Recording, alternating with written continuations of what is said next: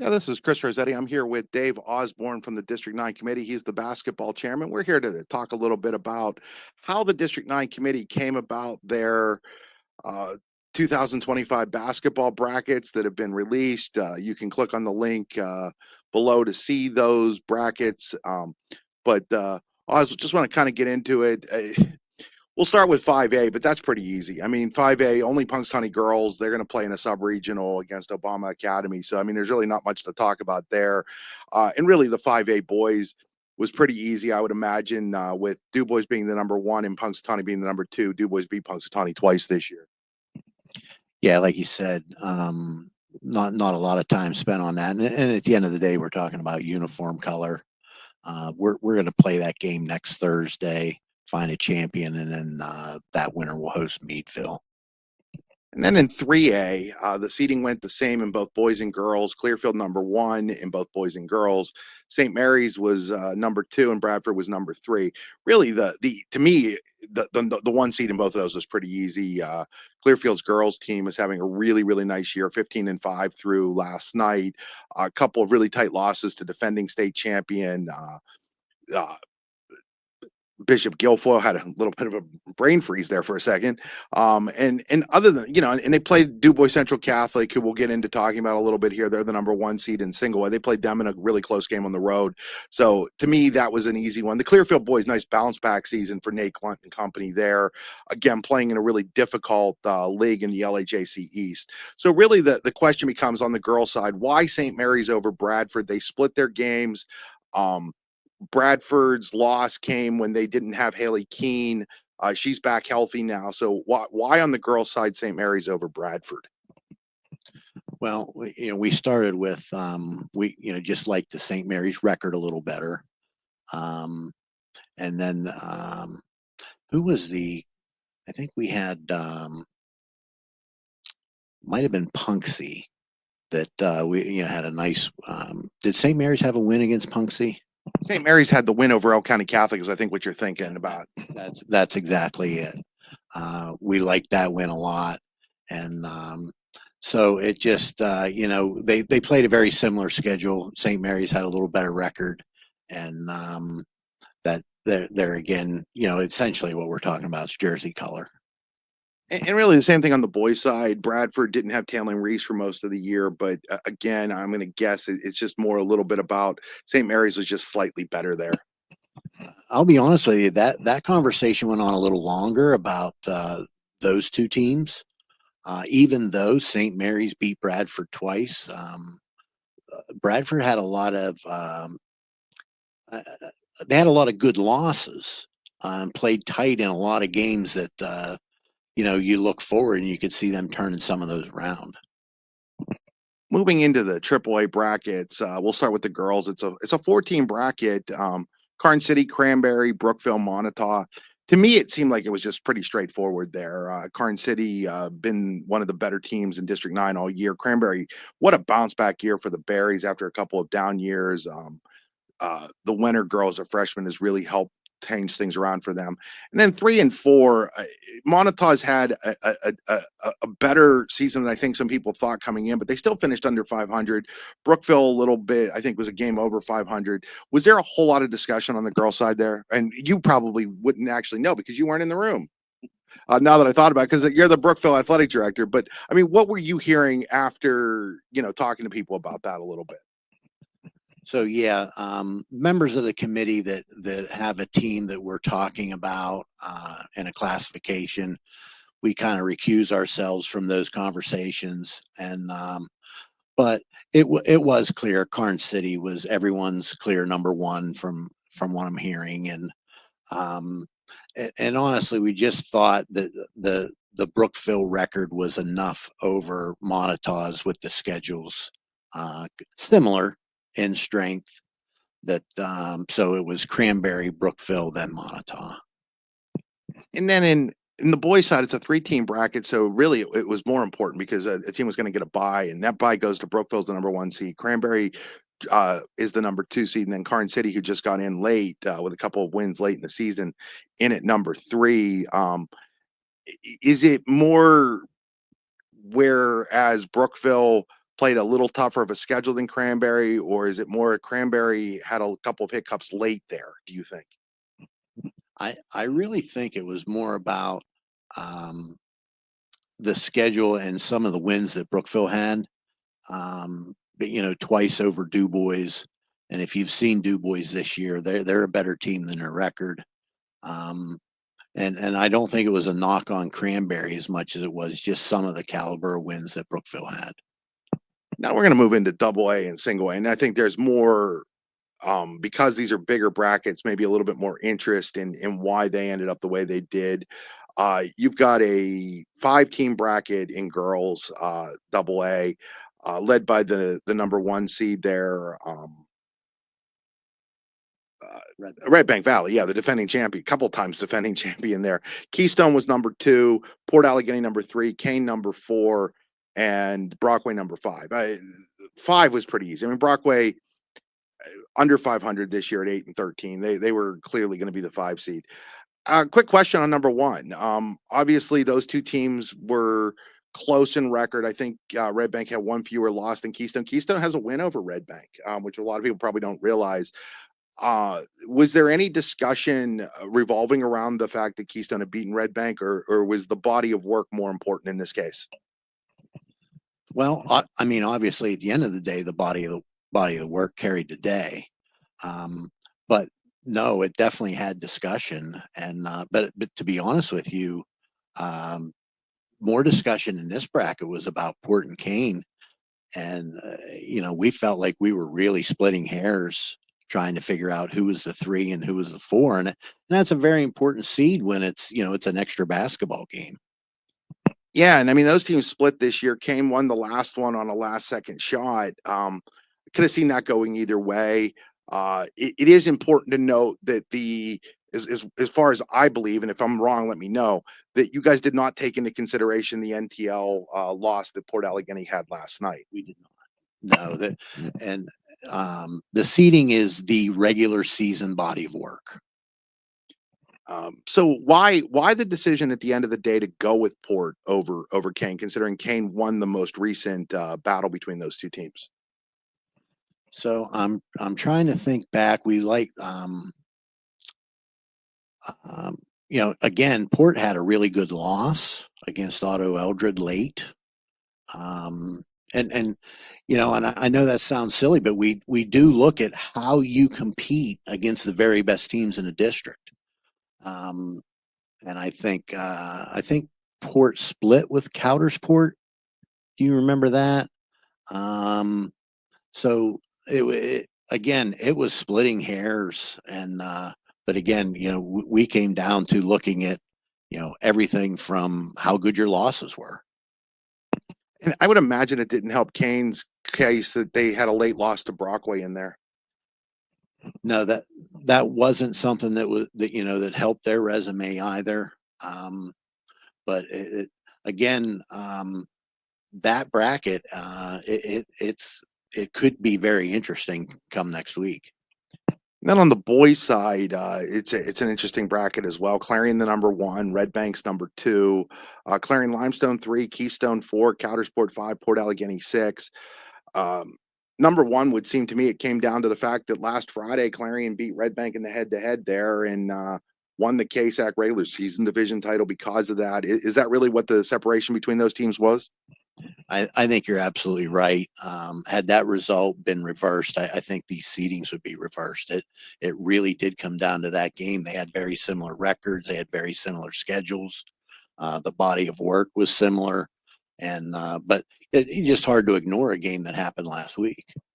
And then with Keystone and CL that 3-4 again, there was one time they played. It was before Christmas. CL won by I think 17. How much did that play a factor in CL being seated ahead of Keystone? Um, well, so we have CL in the 3, Keystone in the 4. So that I mean a 17-point difference is hard to ignore. And again, CL, I saw him against Brookville. I thought it was a very nice team, And did CL have a win against Clarion? No, they did not. There was another win that we liked from CL. It's maybe the Cameron County game. That was it. Yeah, we thought that was a very nice win as well. So again, splitting hairs for sure. How much did it hurt the northern teams in this bracket that Coudersport lost at home to Montauk, who was towards the bottom of the KSAC, and did that play any factor in both Coudersport and Port Allegany being on the bottom end of this bracket? Well, you had the Coudersport and Port head to head, so that put Coudersport out in front of Port. But the Montauk loss was not a helper for Cowdy for sure, and unfortunately for Cowdy, who is I think a really nice team, they didn't have a lot of opportunities to prove themselves in a year. Their schedule didn't give us a good look inside of what they could do against some of the tougher teams in the district. Moving on to the single A girls, the number one and number two couldn't have been an easy decision. DuBois Central Catholic gets that first seed. Otto Elger gets the second seed. It was only a week and a half ago that Otto went down to DCC and beat them, but then they turned around and lost to Oswego Valley that Friday. And at least in my mind, as I looked at things going in, that really hurt them in terms of getting that number one seed. And I looked at DCC, and from my perspective, I saw a team that wasn't afraid to play people, and we've been talking about that the last 3 years with DCC. Really, they're not afraid to play people, and they played really good Penns Manor team, a really good Clearfield team, a pretty decent Punxsutawney team. They went to Red Bank Valley then on Monday and got a win. And so, was it a combination of Otto wasn't able to follow up off of that? What was, I think everybody would agree, was probably an upset of DuBois Central Catholic at that point in time.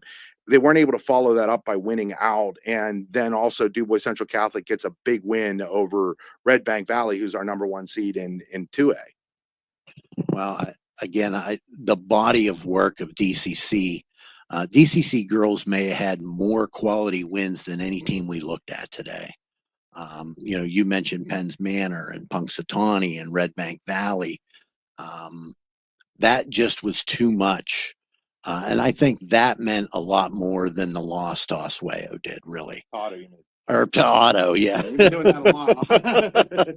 But hey, I also, as that conversation moved along today, Elk County, when you looked at their losses, Elk County losses were to really tough opponents. And that started leaking into being a top 2 seed as well. But with Otto just having, a couple losses, the record was enough to carry the day. But we beat that around as well, even moving Elk up the ladder. I would imagine that would have been a more difficult conversation if Elk hadn't lost to St. Mary's last Saturday. That loss to St. Mary's probably affected where Elk was going to be seated.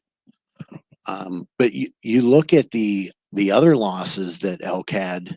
It was DuBois Central. It was Punxsutawney twice. Red Bank was in there. Yeah, and all teams that we felt like pretty much everyone else would have been an underdog to. So that conversation. So it was an easy decision to put them 3 once we had 1 and 2. As I look at 4, 5, and 6, I feel like I could have just thrown them all in a hat and pulled them out, and they could have ended up anywhere there. And Coudersport, Oswego Valley, and then CL. CL ends up in that 6th seed over behind those two. What was the thought process of CL, who played in the KSAC against a lot of AA and AAA schools, getting pushed behind those 2 northern tier teams? So, Chris, when you said you can put them in a hat and you say, well, there's no wrong answer. But a lot of times when you're doing this kind of work, there's no right answer. And, but, kind of the way that we viewed CL was the resume didn't quite make it, but boy, that's a team that you're not really looking forward to playing. We know that they have the potential to be a really tough out. And with Oswego and Cowdy, you had a head-to-head result there where Cowdy beat Oswego twice. But how about Oswego having the 2 wins against Otto? To say it's wide open is an understatement. And then, the 7 and 8, Northern Potter beat Cameron County twice. So yeah, that makes that one an easy one. What I keep hearing over and over again, and I think that, we talked about this last year. I'm hearing it again this year, and I think I would stress to teams that they were asking me, what do I got to do to get a higher seed? Go out and play people. Like, I realize that sometimes that's hard, and sometimes it's harder to find, specifically for those North tier teams. Maybe the travel has to be a little bit more to do it, where they have to go into New York State and play some, because we saw auto boys do that a little bit. But I keep hearing over and over and over again from the committee that strength of schedule, even if you don't win all those games, strength of schedule matters. Would that be a fair statement? Obviously, strength of schedule is something we look at, but I think one of the things that we look at first is strength of wins. And that tells us what you can do. You go out and beat good teams. That tells us that, hey, you can be a team that can end up on Super Saturday. And at the end, that's what we want to try to do, is put our best 2 teams together on Super Saturday. We're 3 years into committee seating now, Dave, and I think it's working really well. I'm sure there's some people that are like, well, it's not fair to such and such or so and so, but I think it's working really well, and it is proving. Um, we haven't had a lot of what I'd say surprise teams reach the championship yet. Maybe that changes this year, but I think, at least from a personal standpoint, that it is working fairly well. I'm curious what you guys think. Well, the problem, we would love to have a magical math formula that worked. Unfortunately, there's a lot smarter people than me that we haven't been able to figure that out. And our eyes can tell us some things when you watch games and you see results and you look at records and who teams play and who they beat. We just feel like we are getting so many more variables. We even talked about things today about teams that lost, but their team had the flu. No math formula can account for those kinds of things. We talked about teams that got players back late in the season, or teams that they ran late in football and were just coming into basketball, literally with less than a week of practice under their belt. So those are the kind of variables you just can't hit with a math formula. You're not going to get any argument from me. That's why I've been a big proponent of a committee seating since way before anybody even was willing to discuss that. Anybody who's been around me for the 27 years I've been around here knows that I felt like this from the very beginning. I came from the WPIL. I see it work in the WPIL. Was there any conversation? And I'm only asking this because the WPIL this year went in a different direction. They had gone for years where they tried not to have like rematches early on. Did that concern you at all? Say, like in single A boys, that with Elk being the 1 and Auto the 2, that if the seating would hold, you get Cameron Auto again and DCC Elk again, as opposed to maybe DCC Auto and Cameron Elk, which would have given different matchups. Was that discussed at all? We did discuss it, and it came up in single A girls as well. And kind of the feeling in the room was, you know what, this bracket isn't necessarily very sexy because we are going to see some of these games the 3rd time. But we didn't feel that was our job. Our job was just to seed the teams as we saw it, and the brackets would take care of themselves. But yeah, I mean, we did look at things and like, boy, it would really be, a sexier bracket if we moved 2 and 3, but we just didn't feel that was our job to do that. Um, I know you're excited about having 6 games on Saturday, March 1st. We're at Tip and Jim right now recording this, and to be back here for that, I know you're really excited about that, Oz. I am, and just seeing some of the personnel from last year, and I haven't seen those guys in a year. They're fantastic here. If you haven't seen a game here, you need to come out and check it out. It's just a different event. and they make it an event. It's just not a game. It's an event here, and there's no one that does it any better in our area. Yeah, that starts at 11 a.m. on March the 1st. $8 gets you into all the games too. Yeah, what are we, $1.25 Yeah, buck and a quarter again. That's pretty good, and we're excited here at the YDL Sports Network to have teamed up with District 9 to give away a TV to a lucky student from one of the schools. It's going to be a contest. There's going to be some shots involved. If you don't make all the shots, there's going to be some consolation prizes. And if by the end of the night we haven't given away the TV yet, then we're going to give away the TV to whoever's left to come down and see it. But I know we're really excited to be a part of that, and hopefully that brings out some more students too. Yeah, we're going to do that in the student section this year, and we're going to randomly pick a student to come out at halftime. They'll get 30 seconds to make a layup, a free throw, and a 3-pointer. And if they can do that, they walk home with the TV. If not, we'll find some way to give it away, right? Yeah, and maybe it gives away at 11 a.m. Maybe it gives away at 8 o'clock. But maybe we'll go buy a second TV if we give it away at 11 a.m. Who knows? I mean, it's a great way to get the student body involved and all of that. Oz, I want to thank you for taking your time again to sit down with us and discuss why the brackets are the way they are. I think people are really interested to find that out, and I know not everybody's going to agree with you or the committee, but sometimes leadership can be a lonely place. Well, I apologize. We were talking about some of the teams, and right now at this point, I got these basketballs just circling my head, and it's become alphabet soup. We've looked at so many schedules and so many teams, and I got to thank the other folks on the seating committee who were reaching out to me, wanting to do their homework, wanting to come prepared today, and they did. And that was it was actually a really pleasant process, and I can't thank them enough. Well, special shout out to those folks as well. And Oz, thanks for joining us again. And that'll do it. It'll be now time to let's go play basketball. And if you didn't like your seating, go out and prove that they seated you wrong, is the way I look at the end of the day. So thanks, Oz, for joining us today. And it'll be time. Let's go out. Let's throw that ball up and let's go play some hoops.